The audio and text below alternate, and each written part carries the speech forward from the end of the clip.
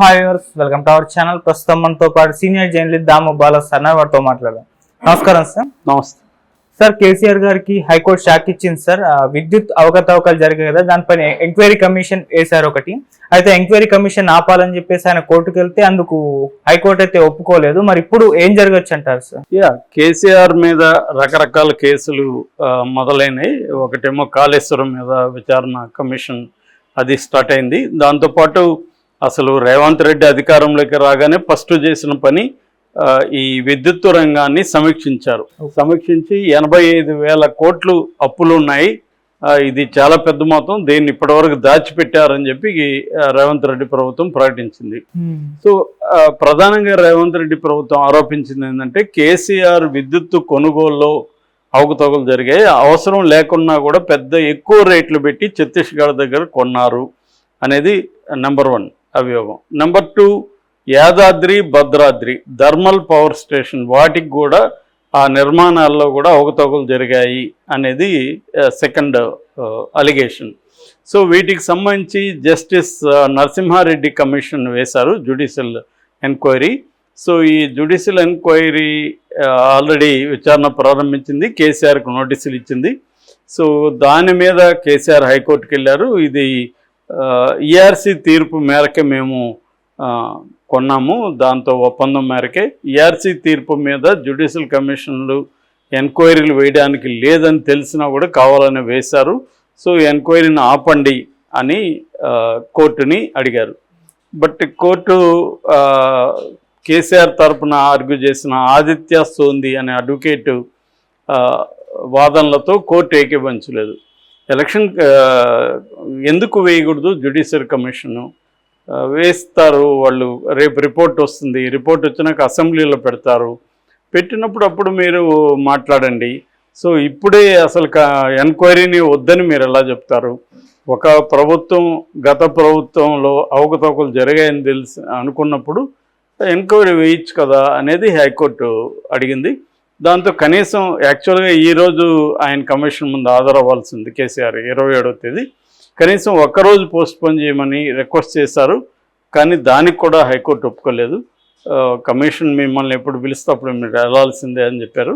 అయితే ఈ సందర్భంగా కేసీఆర్ చాలా ఆరోపణలు కూడా చేశాడు కమిషన్ మీద. కమిషన్ కావాలని ఇది పొలిటికల్లీ మోటివేటెడ్ అని అనిపిస్తుంది. నన్ను 15వ తేదీ వాయిదాకి విచారణకు రమ్మని లేదా లేక సమాధానం ఇవ్వమని నాకు పంపించారు.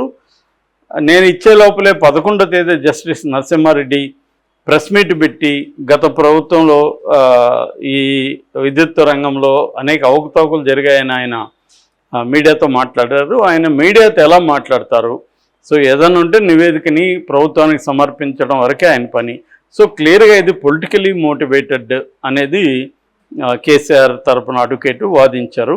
బట్ కోర్టు అవన్నీ పరిగణలోకి తీసుకోకుండా వాయిదాకైతే ఒప్పుకోలేదు, కమిషన్ని ఆపడానికి కూడా కోర్టు ఒప్పుకోలేదు. బట్ మళ్ళీ ఫ్రైడేకి రేపటికి ఇది వాయిదా వేశారు. రేపు ప్రభుత్వ అడ్వకేట్ సుదర్శన్ రెడ్డి రేపు వాదన వినిపిస్తారు, ప్రభుత్వం తరఫున దీనికి సమాధానాలు వినిపిస్తారు అన్నమాట. సో ఇది జరిగింది. అంటే కేసీఆర్కు ఇప్పుడు జ్యుడిషియల్ ఎంక్వైరీని ఎదుర్కోక తప్పదు. ఈరోజు ఖచ్చితంగా ఆయన జ్యుడిషియల్ ఎంక్వైరీ ముందు హాజరవబోతున్నారు. హాజరవ్వకుండా ఉండే మార్గం ఆయనకి ఏం లేదు. ఒకవేళ ఉన్న సుప్రీంకోర్టుకు పోవాలనుకున్నా కూడా టైం సరిపోదు, కాబట్టి ఖచ్చితంగా హాజరవ్వాల్సింది ఆయన. సో చాలామందికి వచ్చే డౌట్లు ఏంటంటే ఇప్పుడు ఖచ్చితంగా రేవంత్ రెడ్డి కేసీఆర్ని వేధించాలన్న ఉద్దేశం ఖచ్చితంగా ఉంటుంది. ఎందుకంటే ఇవాళ రేపు మనం చూస్తున్నాం ప్రతి ప్రభుత్వము గత ప్రభుత్వంలో జరిగిన అవకతవకల మీద విపరీతంగా ఫోకస్ పెట్టడం, గత ప్రభుత్వంలో ఉన్న నాయకులను వేధించడం అనేది వెరీ వెరీ కామన్. ఇవాళ గతంలో జగన్ చంద్రబాబును వేధించాడు, అంతకుముందు చంద్రబాబు జగన్ వేధించాడు, మళ్ళీ ఇప్పుడు చంద్రబాబు జగన్ వేధిస్తున్నాడు. రివెంజ్ అనేది స్టార్ట్ అయిపోయింది. అట్లాగే కేసీఆర్ ఉన్నప్పుడు రేవంత్ రెడ్డి మీద కేసులు పెట్టాడు. రేవంత్ రెడ్డి అక్రమ ఆస్తులు వ్యవహారాలు వీటి మీద TV9 లాంటి దాంట్లో విపరీతం కథనాలు వచ్చాయి.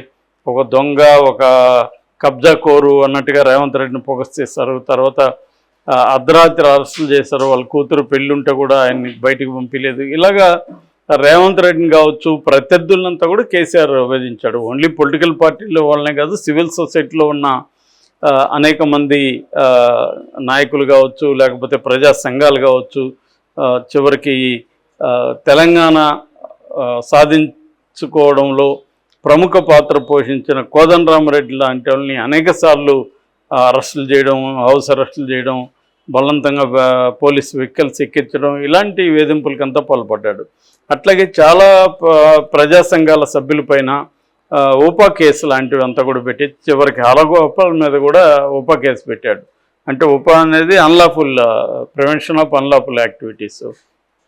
సో అంటే క్లియర్గా ఎటువంటి డిసెంట్ అంటారు, అసమ్మతిని కేసీఆర్ సహించలేదు. మందాకృష్ణ మాదిగని జైల్లో పెట్టించాడు. తర్వాత ఆయన తిన్మార్ మల్లన్న లాంటి జర్నలిస్టులను జైల్లో పెట్టించాడు. అసలు జర్నలిస్టులను వేధించడంలో కాశ్మీర్ తర్వాత సెకండ్ హైయెస్ట్ తెలంగాణలోనే జరిగింది.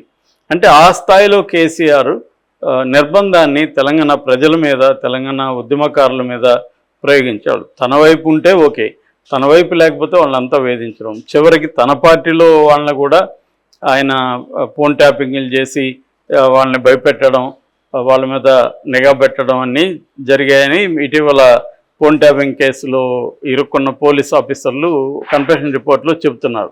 సో ఆ స్థాయిలో ఈయన చేసినప్పుడు ఖచ్చితంగా ఈ నిర్బంధానికి గురైన, వేధింపులకు గురైన, జైలుకి వెళ్ళిన రేవంత్ రెడ్డి లాంటి వాళ్ళు గవర్నమెంట్లో సీఎం అయినాక వాళ్ళు ఎందుకు గమ్మనుంటారు?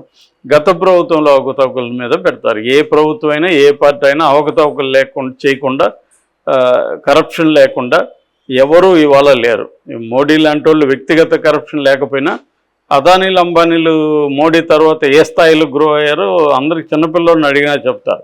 అంతకుముందు అసలు అదాని పేరే తెలిసేది కాదు మనకు. అందుకని ఇద్దరు గుజరాతీలు ఇంకొక ఇద్దరు గుజరాతీలకి దేశాన్ని అమ్మేస్తున్నారని చెప్తున్నారు. కాబట్టి మోడీ నేను తినలేదు అంటున్నాడు, కానీ వేరే వాళ్ళు తింటున్నా నువ్వు ఎంకరేజ్ చేయడం అంటే అదే కదా. కాబట్టి ఇవాళ ఏ ప్రభుత్వం అయినా కరప్షన్ లేని ప్రభుత్వం లేదు. యాక్చువల్గా డెవలప్మెంట్ ఉందంటేనే కరప్షన్ ఉంది ఎక్కడైనా. చైనా లాంటి సింగిల్ పార్టీ దేశాల్లో కూడా కరప్షన్ మీద విపరీతంగా చర్చ జరుగుతుంది. అక్కడ పార్టీ కరప్షన్ ఎట్లా ఉందని మెక్మాఫియా లాంటి, బీబీసీ జర్నలిస్ట్ మెక్మాఫియా లాంటి పుస్తకాల్లో చాలా డీటెయిల్గా చైనా కరప్షన్ గురించి రాశారు. సో అలాగా ప్రతి దేశంలో కూడా అభివృద్ధి చెందే దేశాల్లో కరప్షన్ అనేది వెరీ వెరీ కామన్. మన ఇండియాలో చూసుకున్నప్పుడు ఎలక్షన్స్లోనే కోట్లు పెట్టి వాళ్ళు ఓట్లు కొనుక్కుంటున్నారు ఒక రకంగా. సో కొనుక్కుంటున్నప్పుడు మళ్ళీ ఆ డబ్బులు ఎక్కడ సంపాదించాలి? సో తమ ప్రభుత్వం వచ్చినప్పుడు వివిధ పథకాలు, వివిధ డెవలప్మెంట్ యాక్టివిటీలు చేసి దాంట్లో సంపాదించాలి. కేసీఆర్ వచ్చినా ఖచ్చితంగా మెచ్చుకోవాల్సిందంటే పవర్ కట్స్ అనేవి లేకుండా చేశాడు. అంతకుముందు పవర్ ఉత్పత్తి అనేది ప్రధానంగా ఆంధ్రాలో ఉండేది.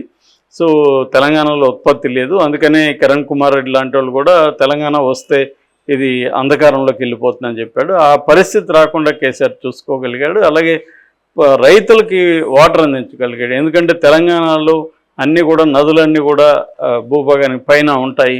సో ఎత్తిపోతల స్కీముల కింద రావాలి. అందుకే కాళేశ్వరం లాంటి పథకాలని, ప్రాజెక్టులను కట్టాడు. సో మిషన్ భగీరథ తాగునీటి కోసం ఇలాగా నీటిని అందించాడు. పంటల విస్తీర్ణాన్ని పెంచాడు. యాకరేజ్ అంటారు, అంటే పండించే విస్తీర్ణాన్ని విపరీతంగా పెరిగింది. దానివల్ల ప్రొడక్షన్ ఆఫ్ ఫుడ్ గ్రెయిన్స్ కావచ్చు, కమర్షియల్ క్రాప్స్ కావచ్చు విపరీతంగా పెరిగాయి. ఇవన్నీ ఖచ్చితంగా కేసీఆర్ సాధించిందే. బట్ ఆ క్రమంలో ఖచ్చితంగా ఎంతో కొంత అవినీతి జరుగుండొచ్చు, జరగదని ఎవరు చెప్పలేరు. సో మామూలుగా ఏంటంటే ఇవాళ ప్రజలు కూడా ఏంటంటే మనకి ఏమన్నా ఉపయోగం జరిగిందా, అభివృద్ధి జరిగిందా అనేది చూస్తున్నారు, కానీ కరప్షన్ అనేది సెకండరీనే వాళ్ళకి. కాకపోతే దాన్ని ఉపయోగించుకొని ప్రతీకారం తీర్చుకోవడం ఒకటైతే, రెండవది బీఆర్ఎస్ని నేలమట్టం చేయాలనేది ఇవాళ రేవంత్ రెడ్డికైనా బీజేపీకైనా ఉన్న టార్గెట్.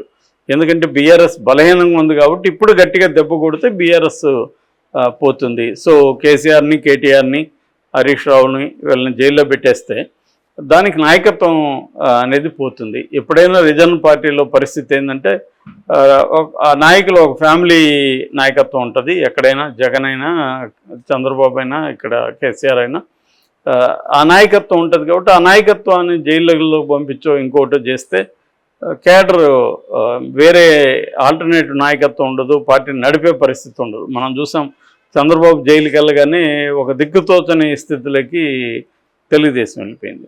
సో ఇప్పుడు కేసీఆర్ పరిస్థితి కూడా అదే, ఈ హ్యాస్ టు ఫేస్ ఇట్. అందువల్ల ఆయన కోర్టుల్లో ఏమన్నా న్యాయం జరుగుతుందని కోర్టులు కూడా చూస్తున్నాడు, కానీ కోర్టులు కూడా లీగల్ ప్రొసీడ్ అవుతాయి, లీగల్గా ప్రొసీడ్ అవుతాయి, రాజ్యాంగాన్ని ఫాలో అవుతాయి. కాబట్టి ఇప్పుడు ఒక మాజీ ముఖ్యమంత్రి పైన కమిషన్ వేస్తే కమిషన్ వేయకూడదని చెప్పదు కదా కోర్టు. కాబట్టి అది ఆయనకు కూడా తెలిసి ఉండొచ్చు, తెలియదని కాదు, బట్ ఎక్స్పోజ్ చేయడం ఒకటి, ట్రై చేద్దాం అనేది అనుకొని ఉండొచ్చు. ఏదేమైనా కేసీఆర్కి ఒక షాక్ అని చెప్పాలి. ఆయన కమిషన్ని దీన్ని ఎదుర్కోవాలి ఖచ్చితంగా. ఆల్రెడీ అవకతవకలని జస్టిస్ నరసింహారెడ్డి చెప్పాడు కాబట్టి ఖచ్చితంగా కేసీఆర్ ఈ కేసులో జైలుకి పోయే అవకాశం కూడా ఉంది.